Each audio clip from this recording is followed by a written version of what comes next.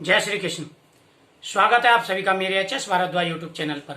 मैं हरिओम शर्मा आज आपको अधिक मास के उद्यापन विधि बता रहा हूँ। शास्त्रों के हिसाब से कहा गया है आप कोई भी व्रत करें उसका उद्यापन नहीं करते तो उसका पूरा फल आपको नहीं मिल पाता है।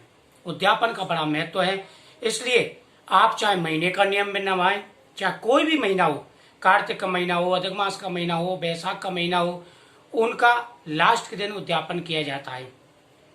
और कोई भी व्रत रखो, चाहे सोमवार का व्रत हो, चाहे बृहस्पतिवार का कोई भी व्रत हो, उद्यापन का महत्व सबका होता है।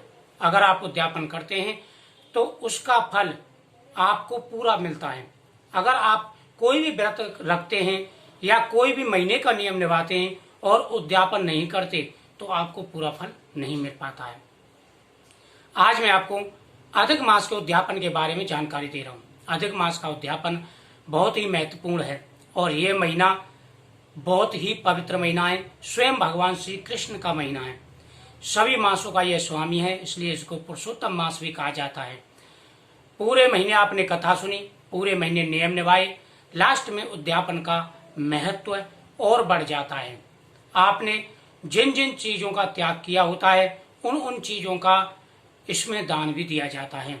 और अगर आपने कोई त्याग नहीं किया है, आप सिर्फ पूरे महीने कथा का ही श्रवण किया है, तब भी आपको उद्यापन जरूर करना चाहिए। चाहे आपने व्रत रखा हो या कथा ही सुनी हो, उद्यापन का महत्व सबसे बढ़कर के होता है। अधिक मास के उद्यापन में 7 चीजों का दान सबसे ज्यादा बताया गया है।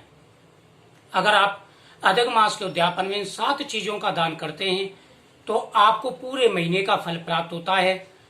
आपके 7 जन्म तक के पाप नष्ट हो जाते हैं, आपके 7 पीढ़ियों तक के पितरों का उद्धार हो जाता है और अनंत साल तक आपको जो है स्वर्गलोक में वास मिलता है। आपके जाने अनजाने में किए गए सारे पाप दूर हो जाते हैं, संतान धन की प्राप्ति होती है। अब मैं आपको विधि बता रहा हूं किस विधि से आपको उद्यापन करना है। सबसे पहले आप सुबह स्नान आदि कर लें। उद्यापन आप द्वादशी को कर सकते हैं, नवमी को कर सकते हैं, अष्टमी को कर सकते हैं, चतुर्दशी को कर सकते हैं। जब भी आपकी इच्छा हो इन तिथियों में आप उद्यापन कर सकते हैं। एकादशी से लेकर के पूर्णमासी तक और एकादशी से लेकर अमावस्या तक पूरा जो है एकादशियां चलती हैं, इनमें कभी भी आप उद्यापन कर सकते हैं। सुबह स्नान आदि करें, स्नान आदि करके भगवान सूर्यदेव को जल अर्पण करें। उसके बाद में भगवान हंसीकेश की विधि विधान से पूजा करें। घर में एक चौकी लगाएं, चौकी पर लाल वस्त्र बिछाएं, उस पर भगवान राधा कृष्ण की मूर्ति स्थापित करें। साइड में एक कलश स्थापित करें, उस कलश में जल भरें, सभी तीर्थों का आह्वान करें। उसके ऊपर एक नारियल स्थापित करें और पान के या आम के पत्ते कलश में लगाएं। उसके बाद में एक थाल में स्वास्तिक चिन्ह बना करके उस पर 9 का चिन्ह अंकित करके उस पर शोषण मात्र का यानी 16 का चिन्ह अंकित करके ओम और श्री लिख करके वह थाल भगवान के सामने अर्पण कर दें, भगवान के सामने रख दें और उसके बीच में एक सुपारी में मूली लपेट करके गणेश जी का रूप धारण करके उसके बीच में स्थापित कर दें। अब आप जो है भगवान गणेश जी का हाथ में पुष्प और चावल लेकर के भगवान गणेश जी का आह्वान करें।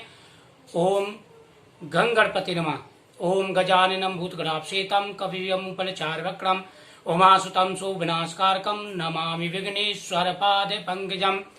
ओम वक्रतुंड महाकाय सूर्यकोटि संप्रभ निर्विघ्नं कुरु मे देव सर्वकार्येषु सर्वदा। ऐसा कहकर के आप भगवान गणेश जी के सामने आप छोड़ें। उसके बाद में भगवान गणेश जी को शुद्ध स्नान कराएं। उसके बाद में रोली की छींटे लगाएं। आप चावल फल फूल माला आदि भगवान गणेश जी पर चढ़ाएं। उसके बाद में आप नवग्रह देवताओं का ध्यान करें। ओम ब्रह्मा मुरारी प्रांतकारी भानु शशय भूमि सुतु बुद्ध शंकरु शुक्रेशन राव केतवे सर्वग्रह शांति करा भवंतु। ऐसा कहकर के नवग्रह देवताओं के नाम से आप वहां पर पुष्प और चावल छोड़ें। उसके बाद में वरुण देव भगवान का आह्वान करना चाहिए। वरुण देव भगवान से प्रार्थना करनी चाहिए आप हमारी पूजा को जो है स्वीकार करें और ओम वरुण देवताभ्यो नमः ऐसा कहकर के आप जो है वरुण देव पर जो है पुष्प और अर्पण छोड़ दें। 7 विधि से आप करते जाएं। उसके बाद में आपको हाथ में जल और थोड़े से चावल और पुष्प लेने और हाथ में आपको संकल्प करना है 3 बार ओम विष्णु विष्णु विष्णु बोलना है ओम श्रीमद्भागवतो महापुरुषस्य विष्णुवाक्यं प्रवर्तमाने शिशुद्वीपे भारतखंडे आर वर्षे देशे क्षेत्रे जमुना क्षेत्रे अमकम स्थाने अपने स्थान का नाम ले, अपना गोत्र उच्चारण करें, अपना नाम उच्चारण करें। उसके बाद में आप भगवान से कहें कि अधिक मास का जो हमने व्रत किया, पूरे महीने का पालन किया, हम उसका जो है उद्यापन कर रहे हैं। अधिक मास उद्यापन संकल्पम करके भगवान के सामने आप छोड़ दें। भगवान से प्रार्थना करके हम निष्काम भाव से उद्यापन, आपको निष्काम भाव से करना है, कोई लंबा चौड़ा उद्यापन नहीं करना है। उद्यापन निष्काम भाव से आपको करना है, भगवान के सामने छोड़ दें। उसके बाद में आपको ब्राह्मण को भोजन कराना है। अब मैं आपको बता देता हूं, आपको 7 चीजों का दान करना है। जब आप ब्राह्मण को भोजन करा दें, उसके बाद में सबसे पहला होता है तुलसी का दान। अगर आप एक गमले में तुलसी रखकर लगा करके और उसे ब्राह्मण को दान देना चाहिए, इससे बड़ा महत्व होता है। यह तुलसी आप मंदिर में रख करके आप मंदिर में लगाएं, सबसे पहला दान ये होता है। दूसरा दान होता है तिल और घी का दान, जो दीपदान के लिए होता है। आप ब्राह्मण से बोलें कि तिल और घी का ये दान है, आप हमारी तरफ से मंदिर में ज्योति जलाएं। उसके बाद में तीसरा दान होता है वस्त्र दान। 5 वस्त्र और 5 बर्तन का दान जो है सबसे महत्वपूर्ण कहा गया है, यह दान जरूर करना चाहिए। चौथा जो दान होता है वह होता है अन्न का दान। अन्न का दान सबसे महत्वपूर्ण होता है।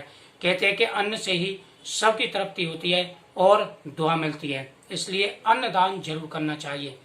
5वां जो दान होता है वह होता है गोदान और स्वर्ण दान।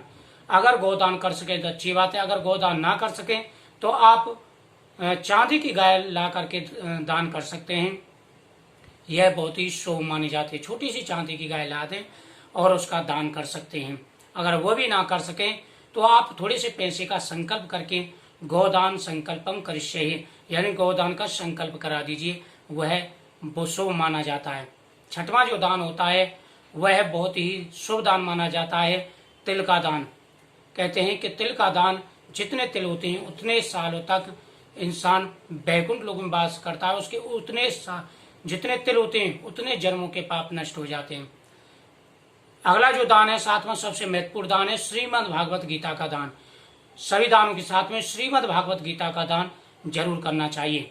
इसके करने से सभी पाप नष्ट हो जाते हैं, संतान धन की प्राप्ति होती है और पितृ दोष का निवारण हो जाता है। हमारे पितृ आशीर्वाद देते हैं और घर में सदाई माता लक्ष्मी का वास बना रहता है। 8वां दान सबसे महत्वपूर्ण दान यह होता है कि आप भूमि दान करें। भूमि दान का बड़ा महत्व होता है। अगर भूमि दान ना कर सकें तो आपको क्या करना है वह मैं बता देता हूँ।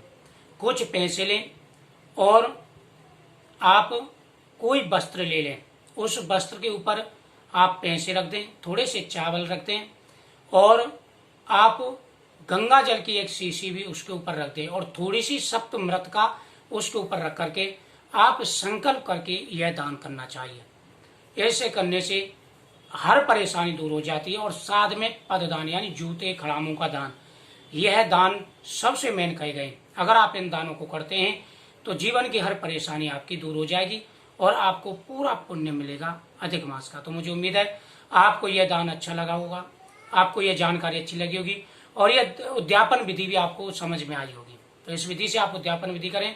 सादा विधि से मैंने बताया है, आपको कोई परेशानी नहीं आएगी, हर मनोकामना पूरी होगी।